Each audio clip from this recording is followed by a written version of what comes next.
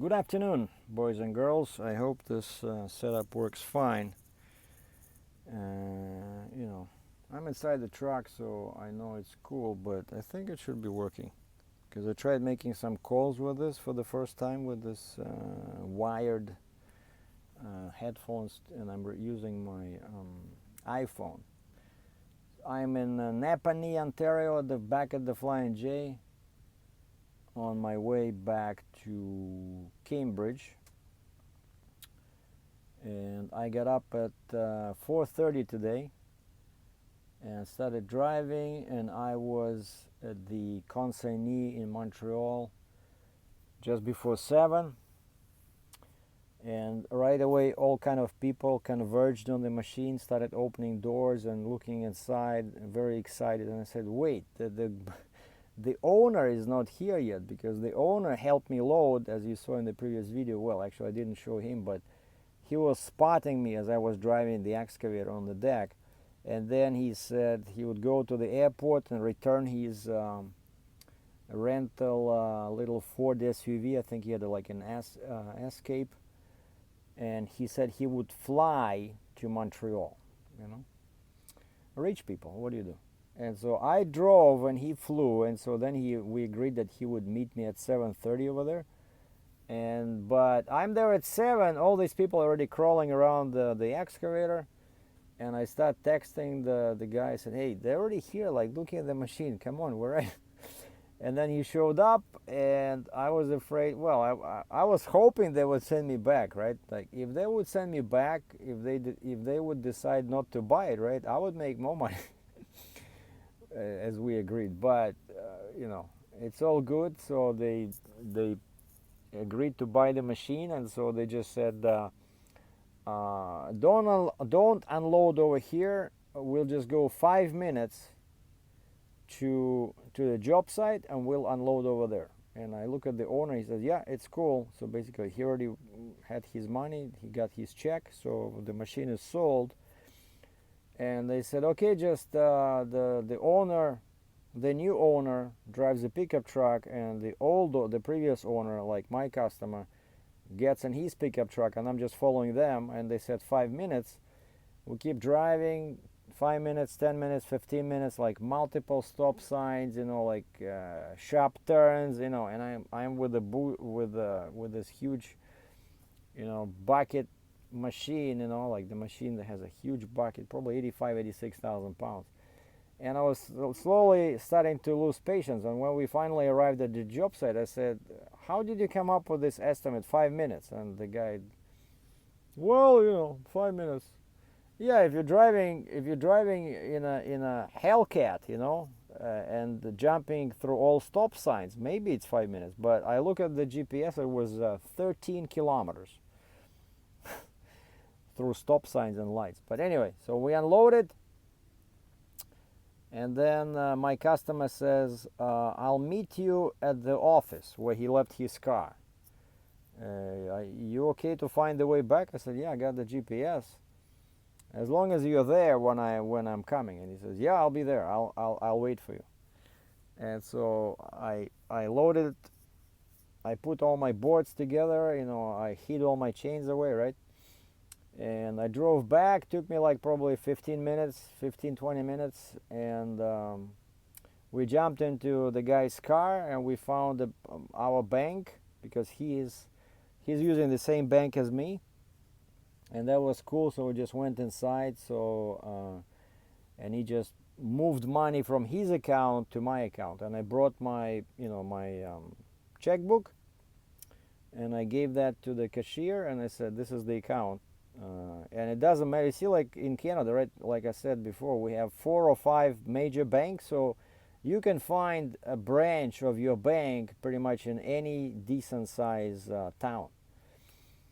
And so 10 minutes, and I had the money for this run, which was beautiful. And then while we waited for the bank to open, I was talking to this other guy. Remember, I think I mentioned that there was a load in the South US to bring back, but I didn't want to let them down. I said, you know, I'm not sure when I'm going to be back, because they wanted me to load Monday, and it's 850 miles away from my from my yard in Cambridge, and I was still in Montreal, right? But now this was done so quickly, right? We were finished. We were sitting at the bank waiting for the bank to open. This was the bank was opening at 10, and so we were all done like I think 10:30, 10:45. I was already on my way back to Ontario in my truck, and so I knew that this will be fast. And so while we waited for the bank to open, I called that broker with that load in the South U.S. and I said, hey guys, I'm finished here, so if you're still looking for a truck, I'm available. And then I sent them an email with the same message, and they got back to me. They said, yep,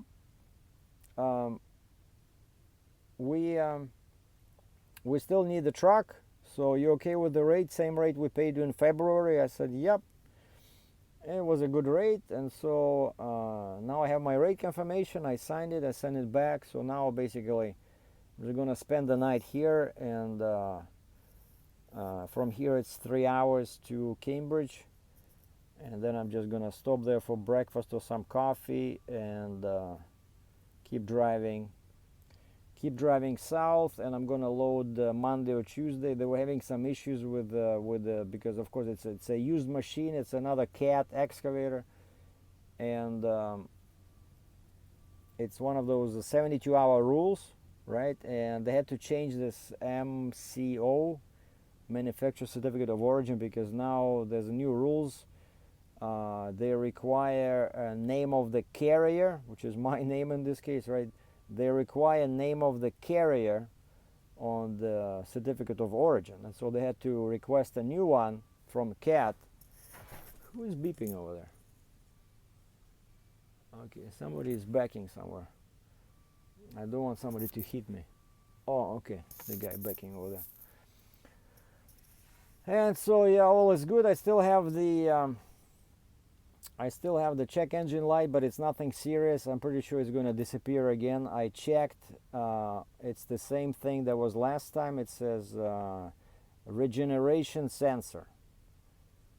Service soon, but again, it's not critical. I don't see any loss in power. I called Kenworth because they open 7 days a week. I called this other shop, much cheaper shop, but again, I'm too far away, and they close on the weekend, and they only reopen Monday. And Kenworth, even though Kenworth, I didn't want to go to them because they're so expensive, but now I got the money, right? So I can, just to fix it, I would do it, but I called them. Even though they open on the weekend, they're way booked.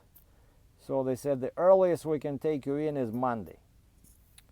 And also I tried to load my booster.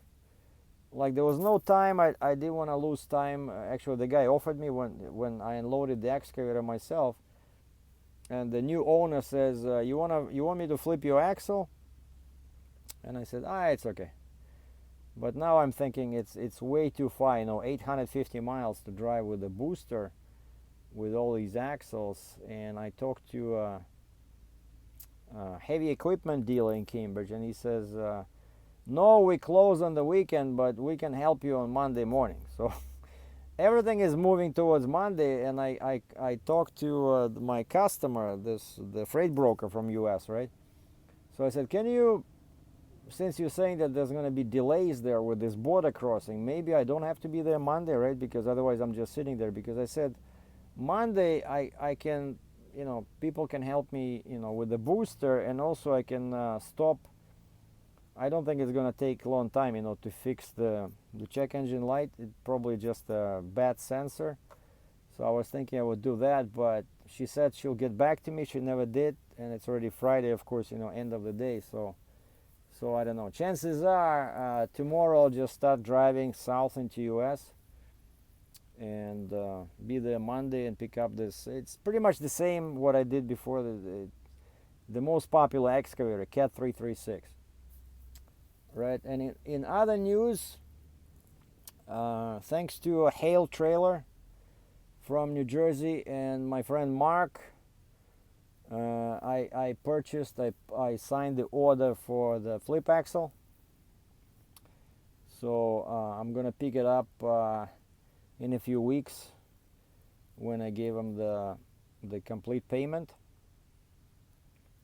So it's gonna be intermediate axle, just like my axle 3 now on the trailer, that has connections on both sides. One side can hook up to the trailer, the other side can hook up to the booster.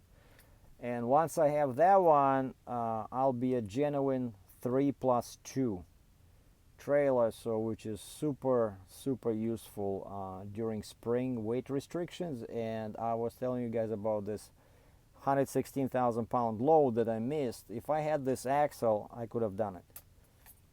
It was paying very good money, and so that's it. So I'm not gonna go with because this one, once I hook this up, my frame capacity, instead of 120 in 12 feet, becomes 120 in 16. That's what Fontaine told me. So I got approved before I decided to do this. I провентилировал этот вопрос. I looked into this question, and I talked to the engineer from Fontaine, and they said, yeah, it's okay, but just bear in mind that your frame capacity will go down. So instead of 12 feet, it's now 16. So it'll be, for some reason, you're thinking like you add one more axle, it should make things stronger, but in reality, it makes things a bit weaker, because now the wheelbase, you know, your wheels get further away from the truck. I don't know, but that's what the guy said. So, but now I will have a Tridem trailer, and then if I don't need the booster, I'll just separate the booster, run with 3 axles, so it'll be easier. Whereas now, you see, I have to, if I need a Tridem, I have always to disconnect the axle from the booster. It just takes too much time. So anyway, not sure when I'm gonna pick it up. Probably once I get a load past New Jersey. But yeah, this is not the first time I work with Hail Trailer. I like these guys. They have lots of goodies over there. You saw my previous videos, like the place is huge. There's so much to look at, and you can get some pretty good deals. So thanks, Mark. Thank you very much. So I'll be in touch. So that's the biggest news of the day, and that I was paid and everything delivered, and I already booked a second load. So the cash flow is improving, and so things are looking up. Thanks for watching. Take care. Have a good weekend.